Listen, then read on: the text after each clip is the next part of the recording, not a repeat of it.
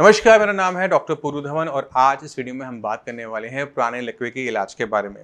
अक्सर बहुत सारे डाउट्स होते हैं पेशेंट को लेकर कि अगर हमारा लकवा बहुत पुराना हो चुका है तो हम ठीक नहीं हो सकते हैं। 7-8 साल हो गए, हम रिकवर कैसे हो सकते हैं, हिम्मत हार जाते हैं। तो उसको समझने के लिए हमें थोड़ा-सा पैरालिसिस को और डीप तरीके से समझना पड़ेगा। उसकी अच्छी और बुरी बातों को हमें बारे में पता होगा, तो उस पे काम करना बहुत आसान हो जाता है। तो शुरुआत करते हैं सबसे पहले टाइम से, क्योंकि टाइम एक बहुत बड़ा फैक्टर है जिस पे डिपेंड करता है कि हमारी रिकवरी स्पीड क्या होगी। तो अगर आपको पैरालिसिस आज की डेट में होता है तो पहले जो 6 महीने होते हैं वो एक गोल्डन पीरियड की तरह होते हैं। इसमें रिकवरी बहुत फास्ट होती है। इसको समझना बहुत मुश्किल नहीं है। आप इस तरह से मानो कि आपकी स्किन पर एक घाव लगा, तो आपको पता है कि घाव जितना छोटा होगा उतनी जल्दी वो भर जाएगा। अगर मुझे एक सिंगल कट लगा है तो क्या होगा, वो 2-4 दिन में भर जाएगा। अगर बड़ा घाव बन जाएगा तो क्या होगा, उसे टाइम भरने में थोड़ा सा ज़्यादा लगेगा। मगर अगले 6 महीने के अंदर हर कीमत के अंदर ये जो घाव है ये भर जाएगा। सेम चीज़ आपके ब्रेन के साथ होती है। जब आपको पैरालिसिस का अटैक होता है तो ब्रेन के अंदर जो नुकसान हुआ है वो पहले 6 महीने में अपने आप भरने की कोशिश करता है। तो ये जो पहले 6 महीने होते हैं ये इंपॉर्टेंट होते हैं। तो इसमें आपके लिए सही एक्सरसाइज का होना, सही डाइट का होना बहुत ज़रूरी होता है। क्योंकि अगर आपने ये उठने की हिम्मत नहीं की, चलने की हिम्मत नहीं की, अपने हाथ चलाने की हिम्मत नहीं की, आप सोच रहे हो कि ये अपने आप ठीक हो जाएगा, ऐसा किसी भी कीमत में नहीं होने वाला। तो अगर आपको अभी 6 महीने नहीं हुए तो आज से ही इस वीडियो को देखने के बाद चलना, उठना, बैठना, खाना पीना, कोशिश करना शुरू करो, क्योंकि आपकी कोशिश ही इन्हीं 6 महीने में रंग लेकर आने वाली हैं। अगर ये 6 महीने बीत जाते हैं उसके बाद आपकी जितनी भी कोशिशें हैं ना, सारी की सारी आपको फेल होती हुई नजर आएंगी। अगर इस 6 महीने के बाद आपकी रिकवरी पूरी नहीं हुई है और कुछ रह जाता है, जैसे आप चल नहीं पा रहे, बोल नहीं पा रहे, हाथ नहीं चला पा रहे, तो यहाँ से रिकवरी करवाना मुश्किल हो जाता है।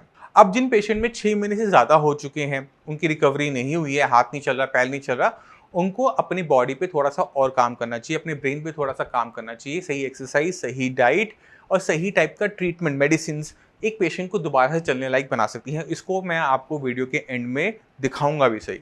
अब चलते हैं दूसरे फैक्टर के ऊपर जिस पे डिपेंड होता है कि रिकवरी कितनी फास्ट होगी और कितनी स्लो होगी, और वो है आपकी एज। अगर एक पेशेंट जो 20 साल का, 25 साल का, 30 साल का है, उसे पैरालिसिस की दिक्कत होती है तो उसमें रिकवरी बहुत फास्ट हो जाती है। क्यों? क्योंकि उसका ब्रेन 30 साल पुराना ही है सिर्फ।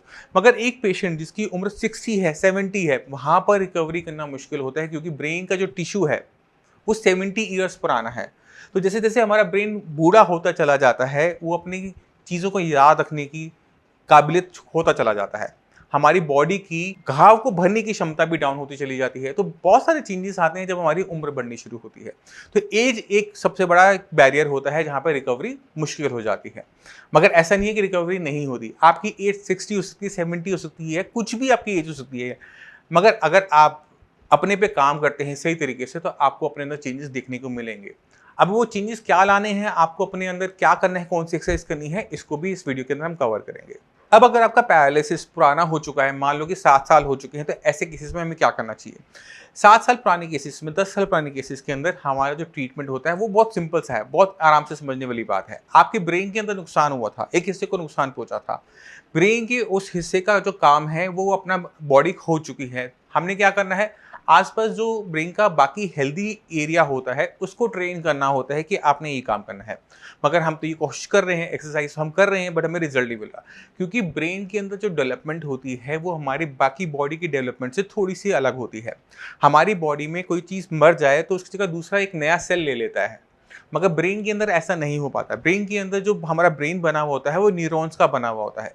न्यूरॉन्स जब हम पैदा होते हैं, जितनी संख्या में हम तब मिलते हैं, वो हमारे वहाँ से लेकर एंड तक उतने ही रहते हैं, उससे कम हो जाते हैं, बट उससे ज़्यादा नहीं हो पाते। एक सेल भी एक्स्ट्रा नहीं बन पाता। अब ये जो न्यूरॉन्स हैं ये एक स्पेसिफिक काम करते हैं। हमारे ब्रेन के अंदर बहुत सारे हिस्से होते हैं, कुछ देखने का काम करते हैं, कुछ बोलने का काम करते हैं, कुछ सुनने का काम करते हैं, कुछ हमारा टेम्परामेंट बनाते हैं, कुछ हमें मैथ्स करवाते हैं, कुछ हमें लैंग्वेज देती है। तो ब्रेन में बहुत सारे डिपार्टमेंट्स हैं।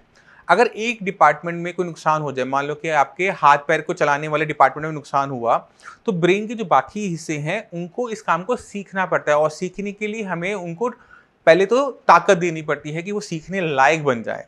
जैसे एक बच्चा होता है ना, नालायक होता है, तो हमारा ब्रेन कुछ टाइम बाद नालायक सा बन जाता है, वो सीखने के लिए मना करता है। तो हमें सिखाने के लिए उसको हर तरीके की चीज़ें देनी पड़ती हैं, उसको सही एक्सरसाइज बतानी पड़ती है कि अगर आपने चलना ठीक करना है तो आपको कौन सी एक्सरसाइज करनी है, अगर आपने हाथ उठाना शुरू करना है तो आपको कौन सी एक्सरसाइज करनी है। साथ में जब आप उसे इतना सारा काम करवा रहे होते हो तो उसे अच्छा अच्छा खाना देना भी ज़रूरी होता है कि खाने के अंदर अंडे लो, दूध लो, दालें लो, मशरूम खाओ, नॉन वेज खाओ, चिकन खाओ, फिश खाओ। क्यों? क्योंकि उसको वो चीज़ अच्छी लगती है।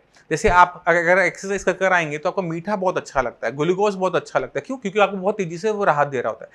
इसी तरह से हमारा ब्रेन जब कोई एक्सरसाइज हम कर रहे हैं, थक रहा है, काम कर रहा है, थक रहा है, तो उसको सही तरीके से खाना पीना देना भी ज़रूरी है और उस खाने पीने के अंदर सही तरीके से विटामिन एंड मिनरल्स का होना ज़रूरी है, क्योंकि ब्रेन ने अपने आप को ठीक करने की कोशिश करनी है।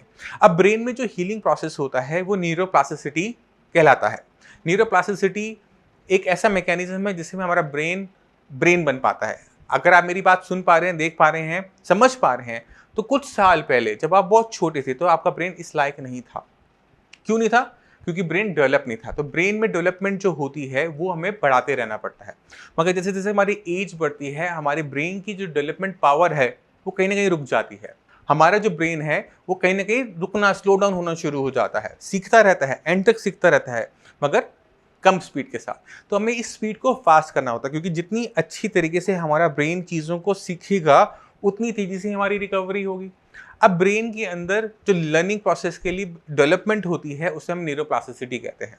अब ये जो न्यूरोप्लास्टिसिटी है इसको इस वीडियो में समझाना थोड़ा सा मुश्किल हो जाता है। तो न्यूरोप्लास्टिसिटी पे क्या है, क्या चीज़ है, कैसे वो काम करती है एक पैरालिसिस पेशेंट में, इसके लिए मैं आपको पूरी की पूरी वीडियो देख के जा रहा हूँ। इस वीडियो के एंड में उस पर जाकर आप पूरा का पूरा देख सकते हैं कि न्यूरोप्लास्टिसिटी से मैं अपने पैरालिसिस को कैसे ठीक कर सकता हूँ। मगर रास्ता सिर्फ यही है कि हम न्यूरोप्लास्टिसिटी को स्टार्ट करें ब्रेन के अंदर, सही डाइट लें, सही एक्सरसाइज करें।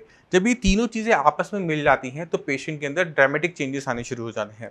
अब आप देखिए कुछ पैरालिसिस पेशेंट को। नमस्कार, मेरा नाम है डॉक्टर पुरु धवन और आज हमारे पास एक पेशेंट ऐसे हैं जिनको क्लॉट आया था राइट साइड में, राइट साइड ब्रेन में क्लॉट आने की वजह से इनका left side of body paralyse हो गया था। कंडीशन कुछ ऐसी थी कि जब हमारे पास आए तो चल तो लेते थे मगर हाथ की जो फिंगर्स थी वो बिल्कुल क्लॉ फॉर्म में थी, बिल्कुल मुड़ी हुई थी, खुलती हुई थी और हाथ उठता नहीं था। तो चलते हैं पेशेंट के पास और देखते हैं कि पेशेंट को कितना इंप्रूवमेंट मिला 1 महीने के साइंस संजीवनी के ट्रीटमेंट। तो लक्ष्मी जी, आपको ये दिक्कत कब शुरू हुई, कब हुआ था पैरालिसिस का अटैक? मेरे को हुआ था सर होली वाले दिन सुबह 8:15 8 20 मार्च को। 20 में। और तब क्या दिक्कत हुई थी? तब सर मैं आके सिर्फ काम पे से 8 बजे आके 8:15 बजे खड़ा हुआ था, सिर्फ चाय पी थी मैंने। अच्छा। चाय पीने के बाद मेरे हाथ में और पैर में एकदम सरसराहट सी महसूस हुई। मैं ये चाय लेके आई थी, मैंने चाय पी थी। मैंने उनसे कहा मेरे को कुछ अजीब सा महसूस हो रहा है। तो मेरे से बोली क्या हुआ? मैंने कहा मेरे को कुछ अजीब सा महसूस हो रहा है। मैंने कहा मेरे हाथ और पैर में चींटियाँ चल रही हैं। अच्छा। तो इतनी देर में तो मैं लड़खड़ा के गिर पड़ा था। अच्छा। तो इन्होंने संभाल लिया। मेरा बेटा था, मेरी बेटियाँ थी, दोनों घर। तो स्कूटर पर बैठा के मुझे RML ले गए थे। तो वहाँ जाके मेरा ट्रीटमेंट चला था 4 दिन। उसके बाद उन्होंने मेरे को डिस्चार्ज कर दिया। तो जब वहाँ से आए तो क्या कंडीशन थी? उस समय तो मैं लेफ्ट हैंड साइड पूरी अनकॉन्शियस थी, कोई मतलब मेरे फेस वगैरह पे, आँख वगैरह पे पूरा लेफ्ट साइड हो चुका था।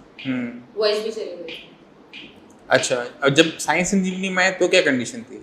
साइंस संजीवनी में जब आया तो मैं चल तो रहा था मगर मेरा हाथ काम नहीं कर रहा था। हाथ की क्या कंडीशन थोड़ा सा बताओ? हाथ की मेरी कंडीशन, हाथ मेरा पहले इतना उठता था और मुड़ा रहता था। कैसे मुड़ा रहता था? फिंगर मेरी ऐसे मुड़ी रहती थी। अच्छा, अब पूरा हाथ उठाओ। अब मेरा हाथ ऊपर उठता है और फिंगर मेरी सीधी हो गई। अब चीजों को पकड़ने में दिक्कत तो नहीं होती? नहीं।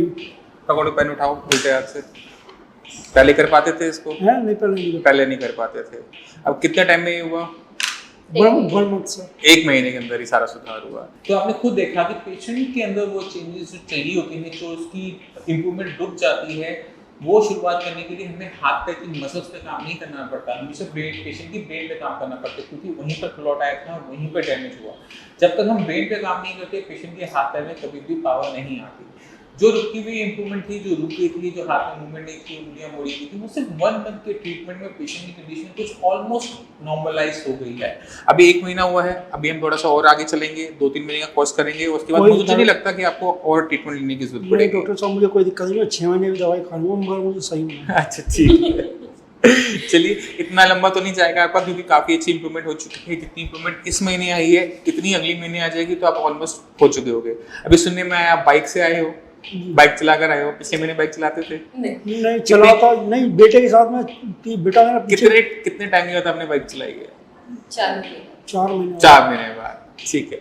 इनमें बहुत तेजी से बहुत अच्छी इंप्रूवमेंट आने का एक रीज़न ये भी है कि इनकी जो डैमेज हुआ था उसको भी बहुत ज़्यादा टाइम नहीं हुआ था। अगर ये पेशेंट 6 मंथ के बाद आता तो उसमें इंप्रूवमेंट धीरे धीरे होती, क्योंकि ये अपने उस टाइम के अंदर है जब ब्रेन के अंदर डेवलपमेंट हो रही होती है, तो ज़रा सा भी हम उसको पुश करते हैं तो वो तेजी से इंप्रूवमेंट दिखा देता है। तो आपने खुद देखा कि जब हम सही तरीके से तीनों चीज़ों को मिलाते हैं तो पेशेंट के अंदर जो रिकवरी है वो पहले ही 2 महीने में, दूसरे महीने में दिखनी शुरू हो जाती है। तो हम ये नहीं कहते किसी भी पेशेंट को कि आपने बहुत लंबा इंतज़ार करना है। अगर आपकी बॉडी के लिए कोई भी चीज़ अच्छी हो रही है तो उसके जो चेंजेस हैं आपको अपनी बॉडी में पहले ही महीने, दूसरे महीने में दिखने शुरू हो जाएंगे। अगर किसी भी ट्रीटमेंट से, मेरे नहीं किसी के भी ट्रीटमेंट से पहले 2 महीने में अगर आप अपनी बॉडी के अंदर चेंजेस देखने को ना मिले कि आपकी आवाज़ साफ नहीं हो पा रही है, आपका हाथ नहीं चल पा रहा, आपका पैर नहीं चल पा रहा, तो वो ट्रीटमेंट आपके लिए सही नहीं होता। उसे आप 10 साल भी करेंगे तो भी आपको चेंजेस नज़र नहीं आएंगे। तो आपको समझना है कि आपका लकवा हो सकता है कि बहुत पुराना हो गया, बट वहाँ पे घबराने की ज़रूरत नहीं होती। ब्रेन के पास क्षमता हमेशा होती है कि वो अपने अंदर बदलाव कर कर आपको दोबारा से काम करने लायक बना सके। ज़रूरत होती है इन तीनों चीज़ों को आपस में मिलने की। पहली है न्यूरोप्लास्टिसिटी का ऑन होना, दूसरा है आपकी डाइट और तीसरा है सही एक्सरसाइज। रैंडम एक्सरसाइज कभी भी फायदेमंद नहीं होती पैरालिसिस पेशेंट में। तो तीनों टॉपिक पे जो इंपॉर्टेंट वीडियो है जो मुझे लगती है, मैं इस वीडियो के एंड पे दे रहा हूँ। आप एक-एक करके सारी देखेंगे तो बहुत क्लियर कट आइडिया मिल जाएगा कि आपने अपने अंदर रिकवरी किस तरह से लेकर आनी है।